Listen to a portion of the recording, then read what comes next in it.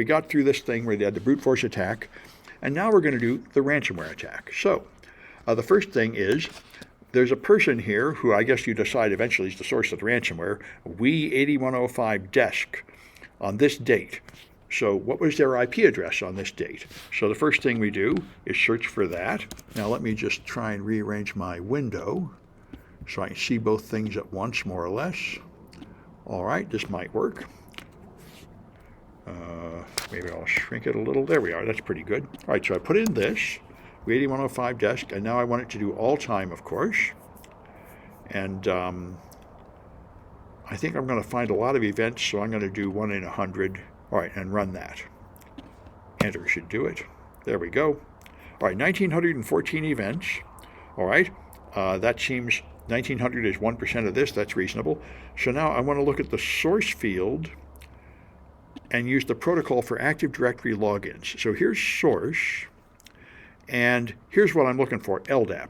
Lightweight Directory Access Protocol is the protocol used for Active Directory logins in Microsoft Windows domains.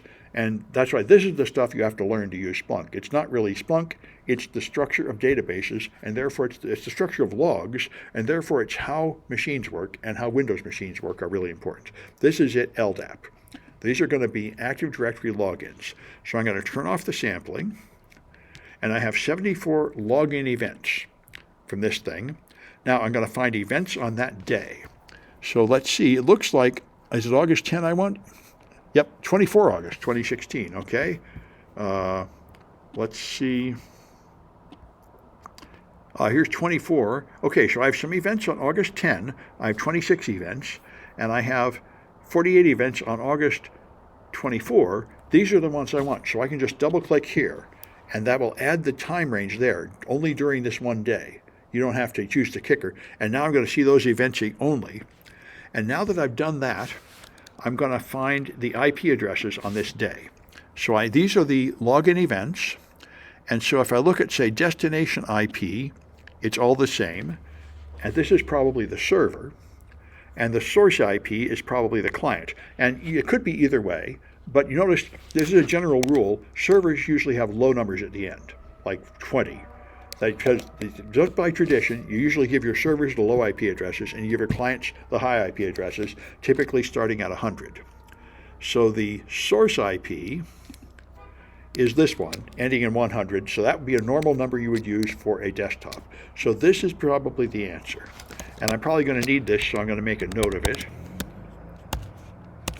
Okay, this is the We8105 desktop IP. Something like that, with some number like that. All right, there. That, I think, is a number I'm going to need later. So, all right. So I found the IP address of this one machine on that date. Now, I want to look at Suricata that detected the Cerber malware. Cerber is ransomware, and this company got hit with ransomware. So I'm going to search for Cerber and look at the Suricata. So let's go here. All right, so I'm going to close this and go back into a new search. Okay, I want to search for Cerber. And I want to go back to all time, I think, although I probably could restrict it on this day, and that would be okay, because I think the ransomware attack was on this day. I think I'll leave it restricted to this day. So I'm getting thousands of events have the word Cerber in them. Now I want to find the Suricata event. So I said I'll find 21,596 events, and notice it was all on this one day, because the ransomware attack did take place on this day and at no other time. So this restriction doesn't really matter. Now I look at the source. All right, so here's 514. That is syslog. This is Windows event log. This is SMB, and this is Suricata. So you can see these other events had a bunch of things recording Cerber, but here's the Suricata events. Suricata is the intrusion detection system, and those are the ones I care about now, just these 5 events. And the point is, I want to see the signature ID value, which one alerted the fewer number of times. So I go down here and look for alert signature ID. And there you see 2 of these, 2 of these, and 1 of those. So this is the flag I'm looking for now, just to show I found the right 5 events. The Suricata events. But now, This one, all right. So, by the way, let's notice the timing on these. 10:15:12, 10:15:12, 9:49:36, 9:49:25. This is the time range of the event, by the way. This is the first alert telling me that Surikata came in, then it executed the ransomware attack, encrypting a bunch of files, took about half an hour, and these events at the end, this is it opening the ransomware page, saying, telling you where to send your money to get your files back. And we'll prove all that as we go ahead. But I think we can actually see it if we get the alert, more information about the alert here. That's the signature ID, and here's the signature there. So here you see it, Trojan, check-in, onion domain, and check-in. So actually, just for fun, before we go ahead, let's look at the alert signature and the time here, because I think then you see things. If I do pipe table, whoa, my Zoom went crazy on me. All right, table, time, alert, signature.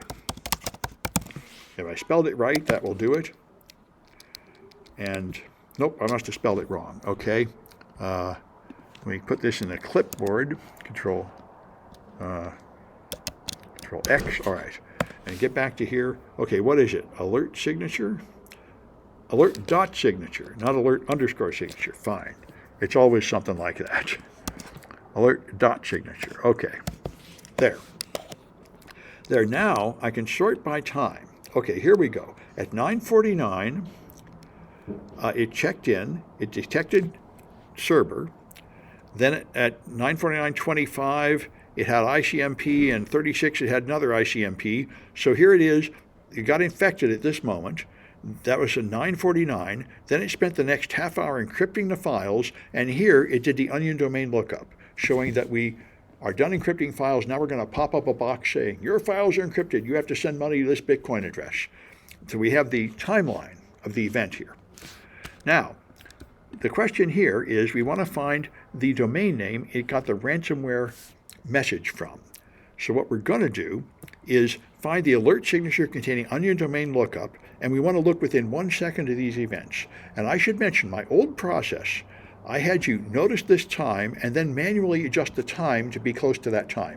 And I decided to quit doing that because there's a problem with time zones. When I taught this class in Utah and Texas, people were off by 1 or 2 hours, and it was very frustrating. And I realized what's better is to use the GUI.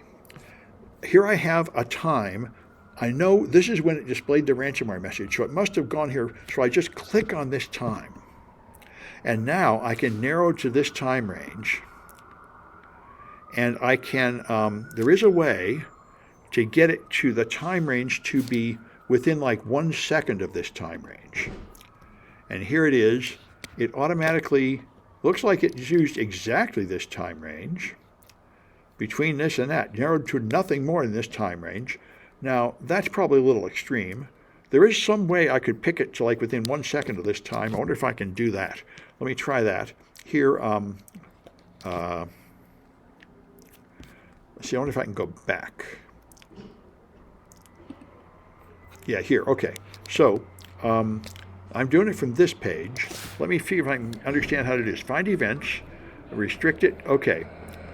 Restrict the time to within 1 second of those events. So let me see if I can get here. This is the table. Working from the table is what followed it up.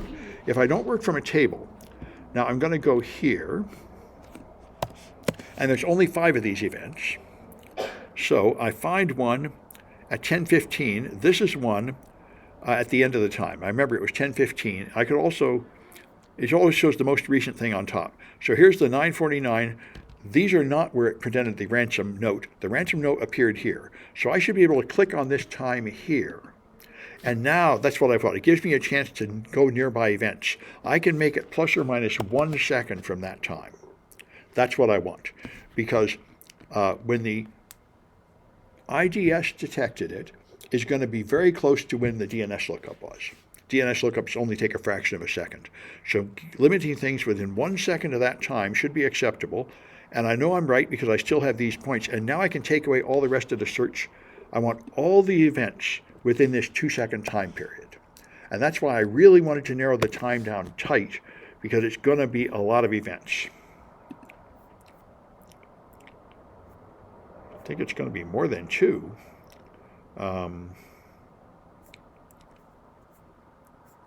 Maybe I have to put a star in here to get it to search. There we go. It's still there. Now it's finding 4,000 events in this 2-second time period. That's why I really wanted to narrow the time down small. There's a lot of events in an enterprise log. So now that I've done that, now I want to look at the stream DNS events. So I go here and I look at the source type, and you see lots of events happen. In 2 seconds, I got 2,000 registry events. Like I said, this is why Microsoft Windows logs will drive you nuts. But here's DNS. There's only 16 DNS events in this 2-second period, which makes sense how many people are connecting to new web addresses where they haven't been recently. Those are the only ones that make DNS requests. All the rest are cached. So if I do that, now I'm down to 16 events, and I can just look in the query field to see where they've been going. So that's here, and there's only 4 of them. So now my life is easy. These are obviously harmless, Microsoft and Bing. This is the one that has Cerber in it. This is the web address where they got the ransom note from. This is what went on the Tor network or something to get a ransomware. This is the suspicious one. So that's a way to get there without going mad. So there's the fully qualified domain name that it used to fetch the ransom note. All right, so now we want to find the first suspicious domain visited by this machine on that date. So we find Suricata on that day, and then examine the source IP field. So I'm going to go back here. Let's have everything, and have filtering to make it faster, because there are going to be a lot at first. And then I'm going to try and change my date time range. I'm going to start with all time. I'm trying to make this easier on myself. I used to go through the options here and try to type in the date, but I'm thinking I can avoid it because I remember what I did at the start of this class. Most of the events happen on just a couple days. Here's some stuff that happened on August 9, and here's stuff that happened on August 24. And I think that's all I want, is August 24. Yep. So I can just click this 1 day per column. If I just double click this, that will put me on Monday. Somehow I missed it. Okay, let me go back. All right, there it is, August 24.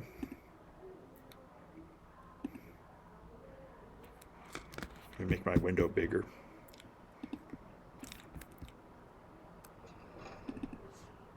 There. Now I got it filtering just in that day. It's a lot easier to control time from the GUI than to type it in. So now I've got the events on that day. Now I want the Suricata events. So I should find the source type, and one of these will be Suricata. There it is, Suricata. Okay. So I have 852. Now I expected 86,000, but that's because I was filtering 1 in 100. So let's turn off the filter, the sampling. Now I should get that number, which is going to be 86,000 and something. Remember, I say the time is determined by how many it finds. 86,579. Okay, good. Now I look at source IP, and how many values do I have of that? 29. Okay. Now, I saved this value, looked up a few ago. It was 192.168, 250, 100. That's the first one. This is the event. This is the IP address we want to use. These are Suricata alerts coming from that station. All right, now we're going to go to event type.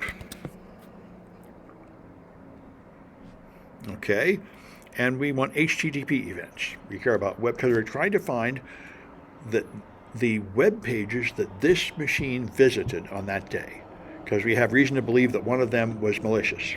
This was the source of the infection. So now we've got only 38 events on that day coming from the right IP address of type web. And now we examine the host names, and we'll find one to be malicious. So Here's HTTP hostname. There's only 10 of them. And so once again, it's really pretty easy. This is Microsoft, Windows, Bing, Acronis. There's an IP address. That might be suspicious. IP info, but this is the one that's malicious, solidarityproximity.org. That is a domain name known to be involved with server malware. So it went here, in fact, and downloaded part of the server infection process. You plug in a USB that's infected, and then it downloads more malware from this website, and then it encrypts all your stuff. So that's the thing we're looking for here. Now we're going to find the Visual Basic script that did the infection, which is pretty amazing. You look for both VBS and EXE at once. And that's because there was a command line that invoked it. So being this day is fine. I can just leave it restricted there because that's when the ransomware attacked. I do .vbs and .exe. And now I'm getting 10 events, and examine the body field to look for the malicious one. And here you can see a long mess here. A new process is created. And look at this. It's incredibly obvious. A new process has been created. And look at this. The command line is set app data random. Then look at these obviously obfuscated stuff. Uppercase and lower cases mixed. They have ridiculous long variable names that are hard to read. This is malware. This is what malicious PHP scripts look like. And this is malicious VBS scripts. They do this to scramble the script to make it hard to detect. That is the script that infected the files. wscript sleep loop. This is what goes through all your files and runs each of them through an encryptor. I was really impressed when I saw this in the contest. You can see the script that did the job, that infected your stuff.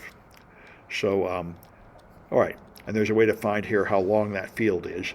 So get the field length. So you find the event and the name of the first function you can read here, and then you can find the field length, which is kind of annoying as a flag, but anyway, that's how long the script is.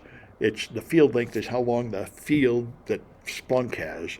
Anyway, and then you can find the name of the USB key that started all the infection. So what you do is go to Win Registry and search for friendly names. So let's try that. And again, I'm still restricted to that day, but this is fine because I care about the ransomware event, and it all happened on this day. So first I'm going to search for Win Registry events. So I'm going to turn on sampling again and go back to see everything by putting a star in here. That'll give me a sampling of all the events. And now I can go to source type and find Win Registry. Okay. And now I can search for friendly name. I happen to know, I've done this before, if you go in the registry and look at what it records when you plug in a USB stick, it records information about the USB stick, but the most interesting thing is friendly name. So it's on 0 events, but that's because I have sampling turned on. I turn that off, and it will find 2 events. And so now I can just go down here and see friendly name. There it is. The name of it is Miranda PRI, which is again referring to the movie. In the movie, Miranda was the bad person that betrayed the hero, and they named the USB stick Miranda that they used here to infect the machine to start the ransomware attack. So you can find. So now you're going to find the server where all the encrypted files went. Bob Smith's workstation connected to a file server. That's the problem with ransomware. It doesn't just ruin your one box. It connects to all your servers and encrypts all that stuff too. That's what ruins your company. So we're going to see what Bob's workstation that was infected, which server it then attacked. So we look for the SMB stream data for Bob's workstation during the outbreak. So we're restricted to this day. We want to look at the SMB stream data. So let's go back to star here and back to sampling to make it faster. And then we looked at the HTTP data a while ago. Now we're going to look at the SMB data. And there it is, SMB. Server message block is file sharing. Those are the requests that upload and download files from servers in Windows domains. So here's the SMB data from Bob's machine. All right. Now we want to find events with a path by adding path equals star to the query. All right, let's try that. All right, now we're down to 24 events, but that's because I'm sampling, so I'll turn that off, and I should get 2,400 events. And there we go. Okay, 2,900, that's close enough. So here's the events that go to a path, and now we're going to find the server name. We're going to find the domain name of the file server. So let's see if what we can find down here. For example, path would be useful. Here's path. There's 28 values, and so this is pretty much it. This is IPC dollars, admin dollars. I think it's this one. I want to see all these path names. So let's see, is it just path? Okay, let's make a table. Pipe, table, let's have time, and then path. That should do it. That should be something pretty easy to understand. I probably shouldn't have included time. Let's just have path. I don't even care about time because there's like 2,000 events, but there's only like 28 values of path, so this should be more readable. Oh, table. Whoops. There. I'm afraid of that. I think I confused it. I'm going to save this. I'm just going to go and start a new search window. I gave it a bad search. Let's try this. There. And this is going to be, let's start with all time. No, I'm in trouble. Okay. I think I'm going to have to just do the whole thing over. I sort of froze it. So SMB for Bob's workstation during the outbreak. Okay. So, I'll start with star. Let me just do this all over. I fell off the path. So first I'm going to get all the data, and I want to sample it to make it fast. Then I want SMB streams, and I want to restrict it to Bob's workstation, which I forgot to do before, I think. So now I go to SMB stream. Okay, and now I want the source IP to be Bob's workstation, which was the one ending in 100. So that will filter it down more. And now I want it to be during the outbreak, so that will be on this date, August 25th. So I click on that. Okay. Now I'm getting there. Now, all right, I want the path, ones that have a path in them. Okay, now I'm down to 2 events. Now we're getting somewhere. Now I have no sampling. I should have about 200. Okay, 63 events. That's much more reasonable. And how many values of path?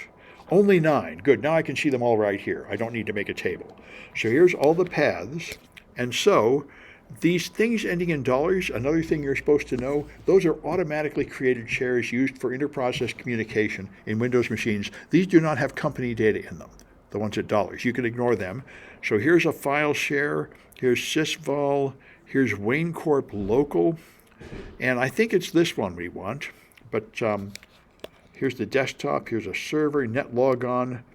I think... Yeah, we had this before. I think that's it. And this is another way to get there. We9104 serve, which I think probably goes to the same place. This looks like a NetBIOS name going to the same place as this fully qualified DNS name. So I think that's what's going on here. And we want the domain name of the file server. That would be this Wayne Corp thing. That's the domain name. Wayne Corp claim.local.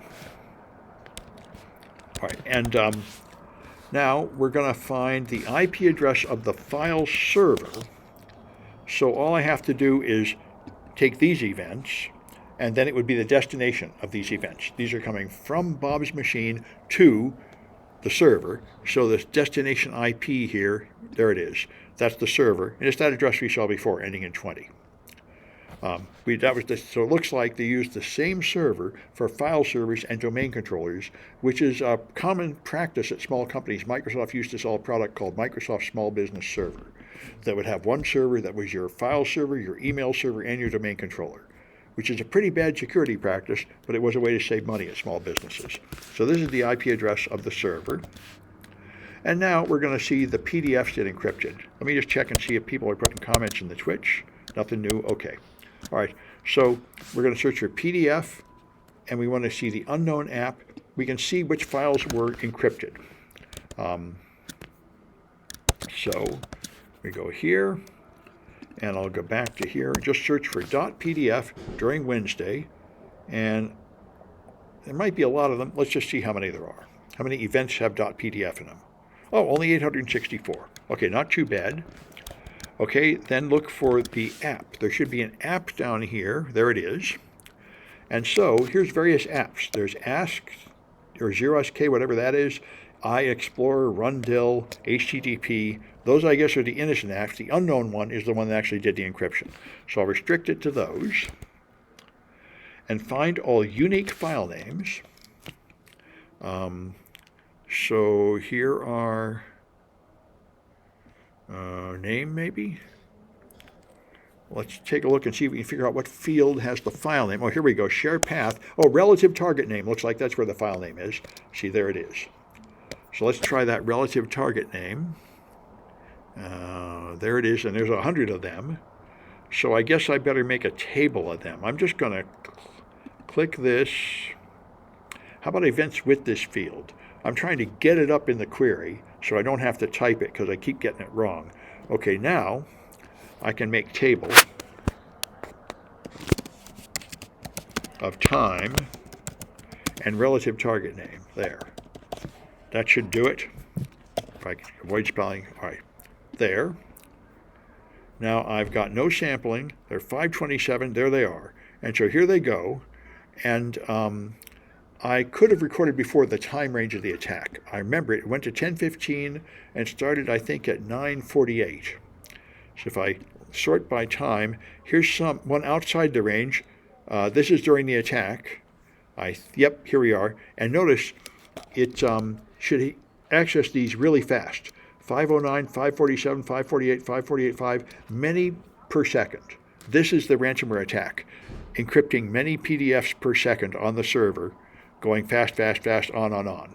So you can see the attack, just like we saw the brute force attack. You can see the ransomware attack here, and you'll be able to trace through and find out how many unique file names were encrypted. And I think that's probably enough of the demo to get you started. You can do a few more. You can find the actual process to perform the encryption and the number of text files that got encrypted and so on.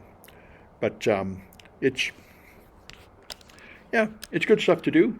And if any you guys should try that out, I'm going to stop the demo.